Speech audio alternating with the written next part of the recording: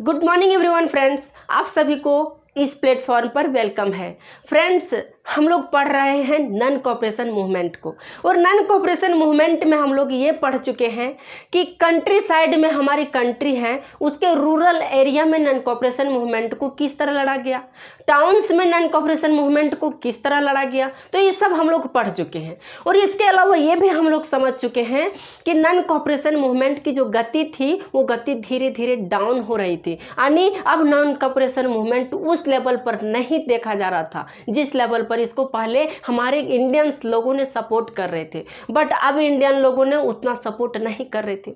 तो इसके पीछे भी वजह हम बताए थे कि नॉन कोऑपरेशन मूवमेंट धीरे धीरे स्लो क्यों पड़ गई, वो भी हम बता चुके।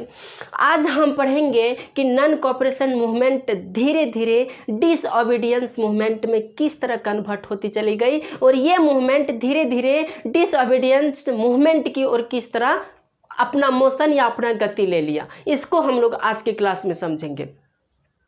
तो आज जो मेन टॉपिक है वह है टुवर्ड्स डिसओबीडियंस मूवमेंट। तो बात रही कि यह मूवमेंट का क्या हुआ। तो जैसा कि महात्मा गांधी ने नॉन कोऑपरेशन मूवमेंट स्टार्ट किए थे, कब किए थे, तो 1920 को स्टार्ट किए थे। लेकिन महात्मा गांधी का यह मानना था कि नॉन कोऑपरेशन मूवमेंट जो होगी उसमें कभी भी वायलेंस नहीं होनी चाहिए, कोई हिंसा नहीं होनी चाहिए, और ये मूवमेंट जो है ट्रथ की मूवमेंट है, यानी या सत्य और अहिंसा पर यह मूवमेंट लड़ी जाना चाहिए। बट ऐसा कुछ हुआ नहीं, ये मूवमेंट धीरे धीरे वायलेंट की ओर होने लगी, और धीरे धीरे जब देखा गया तो हमारे इंडियंस लोगों ने इस पर वायलेंट करने लगे, और जगह जगह पर ऐसा भी हुआ कि मारकाट भी हुआ। इससे कई सारे हमारे इंडियंस लोग भी मारे गए और कई सारे ब्रिटिश लोग भी मारे गए थे। तो ये मूवमेंट धीरे धीरे यह क्या हो रहा था, तो वायलेंट हो रही थी।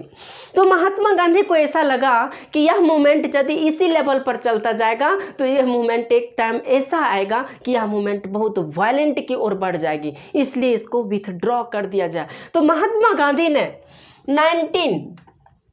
1922 को इस मूवमेंट को विथड्रॉ कर दिया, यानी इसको वापस ले लिया कि अब नॉन कोऑपरेशन मूवमेंट नहीं होगी।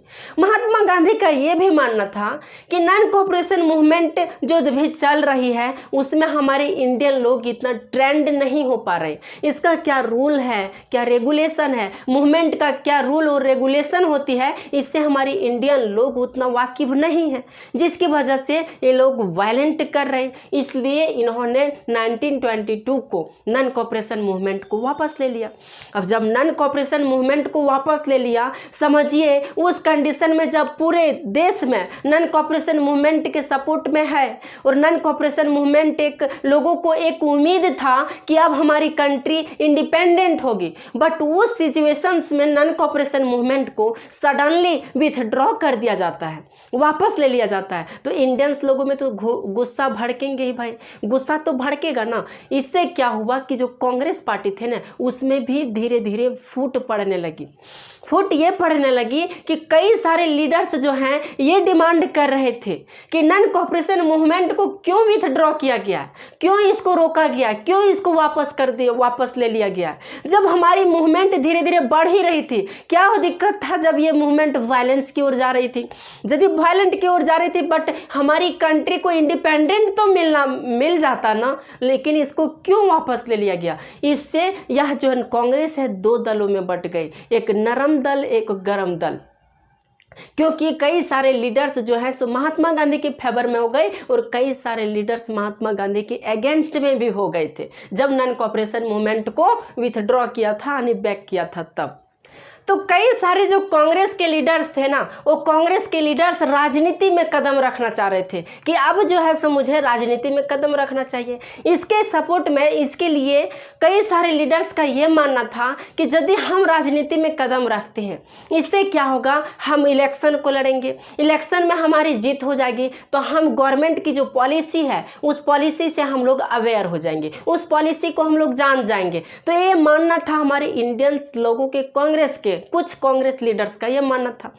एक एक्ट लाया गया था 1919 को गवर्नमेंट ऑफ इंडिया एक्ट लाया गया था। गवर्नमेंट ऑफ इंडिया एक्ट लाया गया था। इस एक्ट के तहत प्रोविंशियल काउंसिल का प्रोविंशियल काउंसिल का इलेक्शन होने वाला था और इंडियंस लीडर्स का ये मानना था कि हम इस इलेक्शन में लड़ेंगे।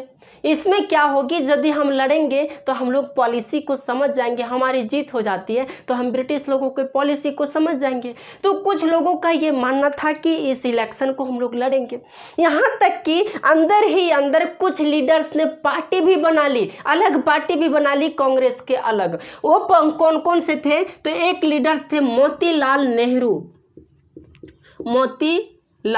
नेहरू और एक लीडर्स थे CR दास, जिसको चितरंजन दास भी कहते हैं। फुल फॉर्म है फुल फॉर्म चितरंजन दास। तो मोतीलाल नेहरू और चितरंजन दास ने एक पार्टी भी बना लिया और इस पार्टी का नाम इन्होंने क्या रखा, तो स्वराज पार्टी। और इस पार्टी के अंतर्गत इन्होंने बोला कि हम स्वराज पार्टी से इलेक्शन को लड़ेंगे और इलेक्शन में यदि हमारी जीत हो जाती है तो हम ब्रिटिश लोगों की पॉलिसी को समझ जाएंगे। इससे क्या होगा, हम लोग ब्रिटिश को आसानी से उसको यहाँ से भगा सकते हैं। तो ये भी सोच सही था, सोच जो है वो सही था, बट महात्मा गांधी ये गलत मानते थे। महात्मा गांधी का कहना था कि ये जो पॉलिसी लाई गई है, इस तरह जो लीडर्स लोग कर रहे हैं, ऐसा नहीं करना चाहिए। इससे क्या होगा, लीडर्स में एकता जो है वो एकता यूनिटी टूटेगी और इसी का फ़ायदा ब्रिटिश लोग उठाएंगे और जब इसका फ़ायदा उठाएंगे तो फिर हम लोगों की काम राह मुश्किल हो जाएगी। बट इसी पीरियड में यहाँ पर इंडिया में दो प्रॉब्लम हुई थी। इंडिया में क्या हुई, दो प्रॉब्लम्स यानी दो समस्याएं यह उत्पन्न हो गई थी कि 1926 के पीरियड में यहाँ पर भयानक मंदी आई। क्या आई, भयानक मंदी आई। ये मंदी जो है इसका इफेक्ट वर्ल्ड वाइड पे भी देखा गया, पूरे विश्व स्तर पर देखा गया कि पूरी मंदी आई। और इस मंदी के दौरान क्या हुआ कि यहाँ से जो एक्सपोर्ट हो रही थी वह एक्सपोर्ट अचानक सडनली बहुत गिर गई। अब समझिए कि एक्सपोर्ट ही गिर जाएगा, भयानक मंदी आ जाएगी। बहुत सारे किसान लोग जो हैं फसल को उपजा ही दिए बट उसका सेलिंग ही नहीं हो पाएगा, उस सबको पैसे ही नहीं मिल पाएगी, तो वह रेवेन्यू कहाँ से पे कर पाएंगे। रेवेन्यू पे करना उसके लिए बहुत कॉम्प्लिकेटेड हो जाएगा ना। रेवेन्यू अपना टैक्स वह दे नहीं पाएंगे क्योंकि फसल उगाने से उसको सेल भी तो करना पड़ेगा और सेल करने के लिए एक्सपोर्ट होना जरूरी है। एक कंट्री से दूसरे कंट्री में भेजने के लिए एक्सपोर्ट करना पड़ेगा, निर्यात तो करना पड़ेगा। बट ऐसा नहीं हुआ क्योंकि मंदी पड़ गई थी, भयानक मंदी पड़ गई थी और ये मंदी धीरे धीरे 1930 तक जो है सो कोलैप्स कर गया था। क्या कर गया था, कोलैप्स कर गया था, भयानक मंदी पड़ गई और इतना मंदी पड़ गई कि किसानों में त्राही मच गया। अब ये लोग करें तो करें क्या, पे अपना जो रेवेन्यू था वो भी नहीं पे कर पा रहे थे। लोग परेशान हो गए थे कि कुछ तो किया जाए जो कि इस कंडीशन से हम लोग निकल सके, लेकिन ऐसा कोई सॉल्यूशन नहीं था क्योंकि एक्सपोर्ट सारा बंद हो चुका था, बहुत कम ही सेलिंग हो पा रही थी। और इसी पीरियड में क्या हो रहा था कि हमारे इंडियंस लोग ये डिमांड कर रहे थे कि अब हम लोग बहुत दिन झेल लिए हैं, अब मुझे अपना स्वराज्य चाहिए। क्या चाहिए, अपना स्वराज्य चाहिए। इसके लिए पंडित जवाहरलाल नेहरू और सुभाष चंद्र बोस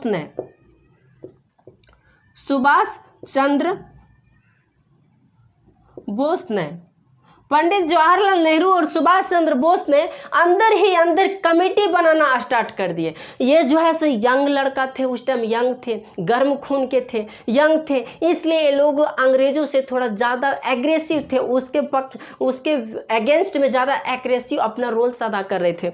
और इन लोगों का मानना था कि यदि हम लोगों को इंडिपेंडेंट नहीं किया जाए तो हम अपना उग्र रवैया अपनाएंगे और अपने स्वराज्य को वापस लेंगे। इसलिए हमारी स्वराज्य को वापस कर दीजिए, नहीं तो इसका परिणाम भुगतना पड़ेगा। ब्रिटिश लोगों के खिलाफ इन्होंने इस तरह के भाषण भी दिए और यहाँ तक कि अपने कमेटी को बिल्डअप भी किए। और इतना ही यहीं पर ये नहीं रुके, 1929 को दिसंबर 1929 को एक अधिवेशन बुलाई। किसने? जवाहरलाल नेहरू के अध्यक्षता में एक अधिवेशन बुलाया गया। इसको मिटाते हैं। तो यहाँ तक हम लोग समझ गए कि सुभाष चंद्र बोस और पंडित जवाहरलाल नेहरू ने कमेटी बना करके लोगों को, ब्रिटिश लोगों के खिलाफ अपने पक्ष में लाए और इन लोगों को ये उकसा दिए कि अब हम लोगों को कुछ नहीं बल्कि हम लोगों को स्वराज चाहिए। तो इस तरह की जब घटना देखी गई ना, तब जा करके ब्रिटेन में एक कमीशन बैठाए गए। कहाँ पर? तो ब्रिटेन में एक कमीशन बैठाई गई और इस कमीशन को जो बैठाया गया वह जॉन साइमन के रिप्रेजेंट में बैठाया गया। जॉन साइमन के रिप्रेजेंट में ये कमीशन को बैठाया गया और इस कमीशन में इंडियंस लोगों को यह लालच दे दिया कि अब आप लोगों के लिए एक ऐसा कॉन्स्टिट्यूशन ला रहे हैं, ऐसा संविधान ला रहे हैं जिसमें आप लोगों को के पक्ष में बहुत सारा रूल होगा, बहुत सारा रेगुलेशन होगी, उसमें इंडियंस लोगों के लिए बहुत छूट होगी। तो ये जो लालच लाया गया, इंडिया में लाया गया, बट इसका इंडियंस लोगों ने विरोध किया। किसको? तो साइमन कमीशन को इंडियंस लोगों ने विरोध किया। और ये जो इंडिया में लाया गया, कब लाया गया? 1928 को साइमन कमीशन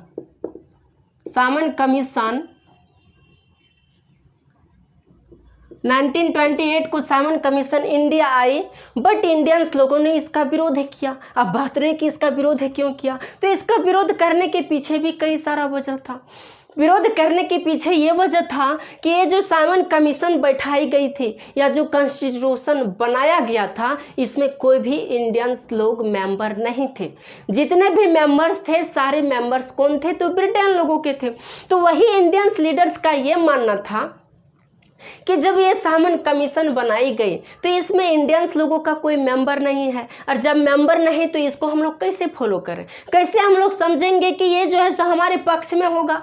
कैसे हम आप लोगों पर यकीन करें? इसलिए साइमन कमीशन को हम कभी सपोर्ट नहीं करेंगे और साइमन कमीशन को यहाँ से खदेड़ेंगे। और इंडियंस लोगों ने यह स्लोगन दिए कि गो बैक साइमन कमीशन वापस जाओ, अब यहाँ तुम्हारी ज़रूरत नहीं है।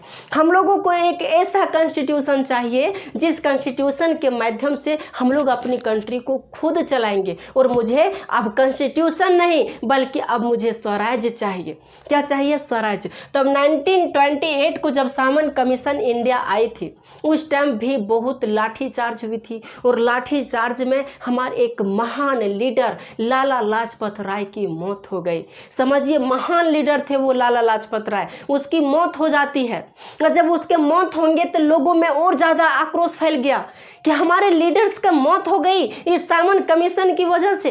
ये जो इंडिया लाया गया, इसलिए हमारे लीडर्स इंडियन लोगों ने और उसका अपोज करना स्टार्ट कर दिया कि अब मुझे साइमन कमीशन चाहिए नहीं। इन्होंने फिर से स्लोगन वही स्टार्ट कर दिए, गो बैक साइमन कमीशन, अब बैक चले जाओ, मुझे आपकी ज़रूरत नहीं है। और इसी से गुस्से में आकर के पंडित जवाहरलाल नेहरू ने